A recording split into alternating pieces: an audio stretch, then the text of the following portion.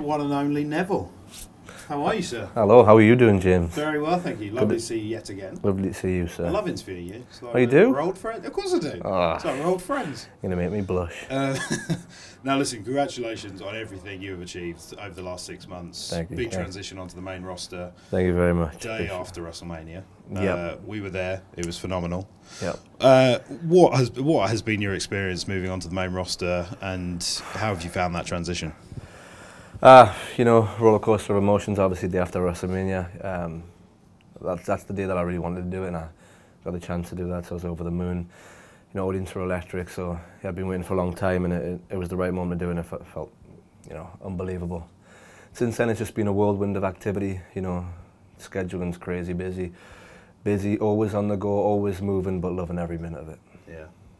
And I really want to talk to you about the Beast in the East show. Yeah. From Tokyo. Yeah. That was it felt like a really special night for WWE. Fantastic. Something really fresh and original.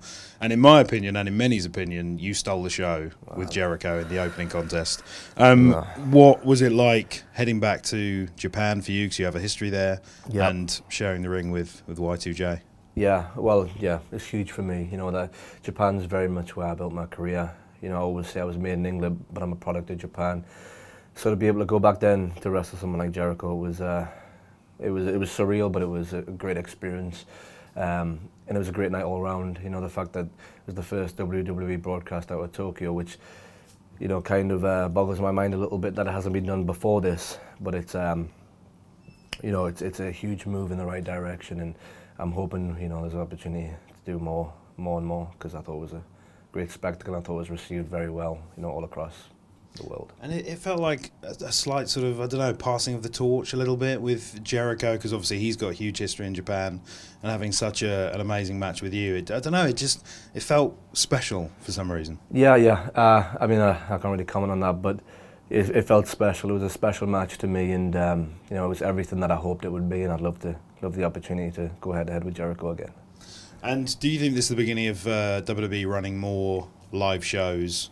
We've got the UK tour coming up in November. Yep. Do you think, because it feels like that's what could work so well on the network, having these broadcast specials from live events? Yep. I mean, now with the network, there's nothing holding us back from doing that, and I'd like to hope so. Yeah. Like I said, Beast in the East was such a great night, and it was so well received, so fingers crossed. Now, as I mentioned, UK tour coming up. The tour in April was awesome. The match quality on every card was off the charts, as they say here in America. Yes, sir. And the crowds were great. We expect the same in November. Yep. For you, kind of going back home after such long stretches in the US, do you get nervous going back home, or do you feel really at ease in front of your home crowds? It's weird. There's an element of both. I don't get to go home much at all now, so any opportunity I get to go home, which is the European tours, I really relish. And the audiences over there, they're renowned for being, highly enthusiastic, exciting, large, invested audiences. So I know I can speak on behalf of the whole of the WWE when we say we really look forward to going over to Europe, and we're glad we get to do it twice a year. So yeah, it's just, for me, it's an element of both. But I find from my last tour, the UK audience are so supportive and so vocal behind me that, if I have got any nerves, as soon as I step through the curtain and receive that response, they all kind of go out the window. Yeah.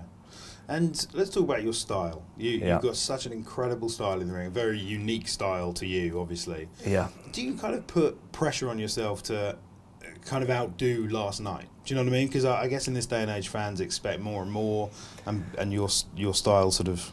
Yeah.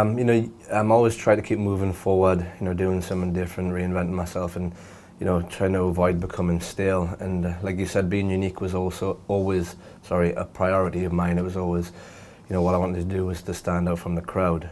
And, I continue to do that and continue to try and find ways of, stepping it up another level. And I think that's important for longevity and to stay fresh in the eyes of the audience. Mm. And you are certainly standing out at the moment, because you've shared the ring with some incredible guys over the last 6 months. Who's been your favourite opponent in the ring from the main roster, and why? I feel like I've been so fortunate to get opportunities against big name superstars.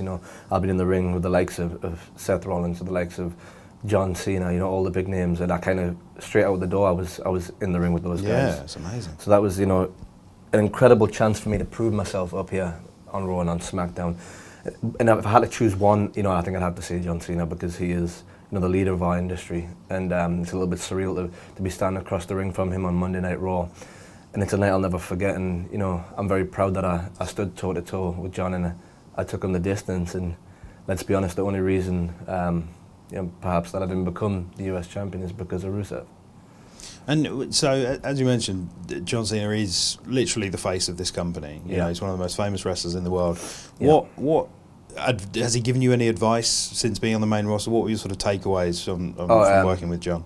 You know, John's a guy who gives me, you know, endless advice. You know, any live event, any show that we happen to do, after the match, I'll always go and find John and you know, pick his brain, and he's always got time to give me little bits and pieces of advice that really help me kind of progress and adapt to the style that we have on Raw and SmackDown.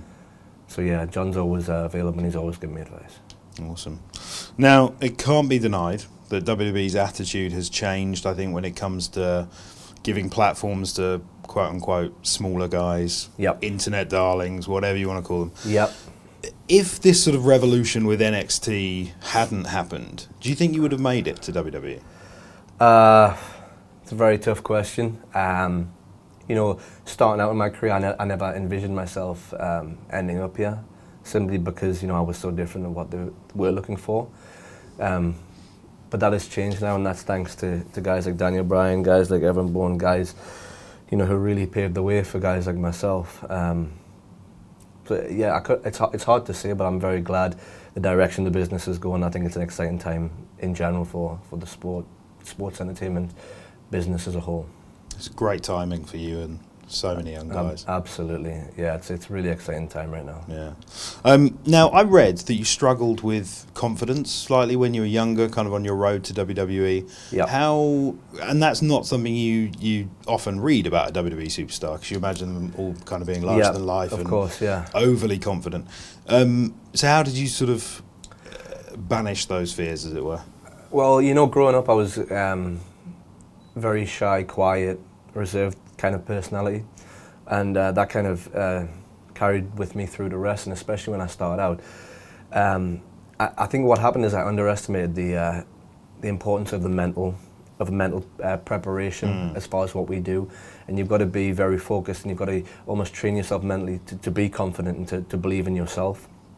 And I think for me that was very much a you know, something that I pursued and worked on, was, you know, hardening myself mentally. And it also came with experience, you know. From a very young age, I was able to travel and able to wrestle all over the world, wrestle some of the best wrestlers on the face of planet Earth. And, you know, as I did that, certainly my confidence grew as my experience around the world, you know, continued.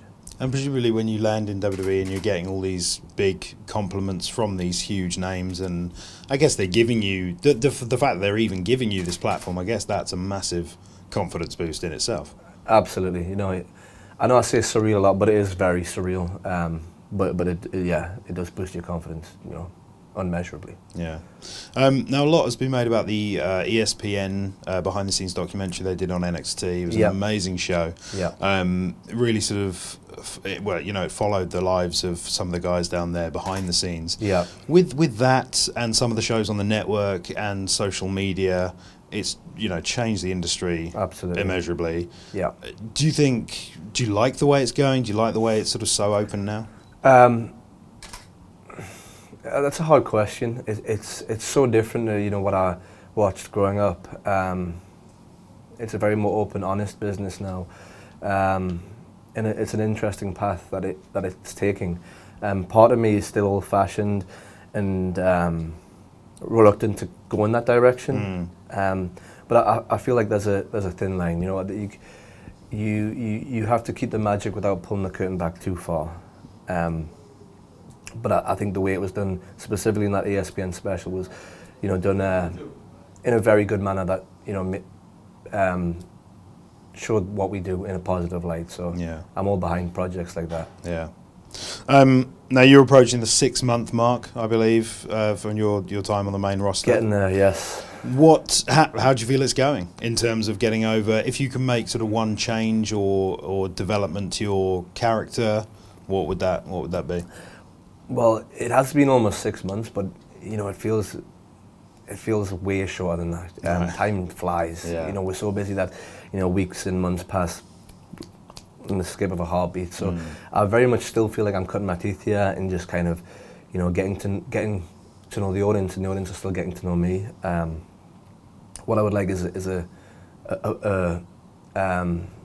high-profile program that I can really get my teeth stuck into, and really, you know, kind of take me to the next level. And the idea of getting on the mic and cutting some promos, is that important to you as well? Absolutely, yeah. I'm, you know, striving for opportunities to do that, and I feel like that part of my game has certainly improved tenfold to when I first started out here. Yeah.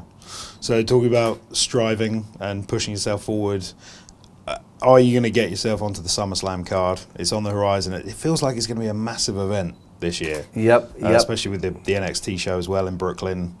Are you excited about SummerSlam? Yeah, absolutely. Obviously, it's, you know, our second pay-per-view behind WrestleMania. It's a spectacle, and it's always one to watch. And as far as myself, as far as I'm concerned, I'm going to do, you know, everything in my power to be on the SummerSlam card, and, you know, debut on my first SummerSlam. That'll be huge if I get that opportunity. That'll be pretty good. Because SummerSlam was a cool one when you were a kid, right? Absolutely. I think we've talked about this before. It's such an exciting event. Yeah. It's got many fond memories for me, and if I can be part of it, then it'd be phenomenal. Awesome. Adrian, or Neville, sorry. Sorry, yeah. As always, lovely to see you. Thanks, James. Cheers, man. Appreciate it. Thank you.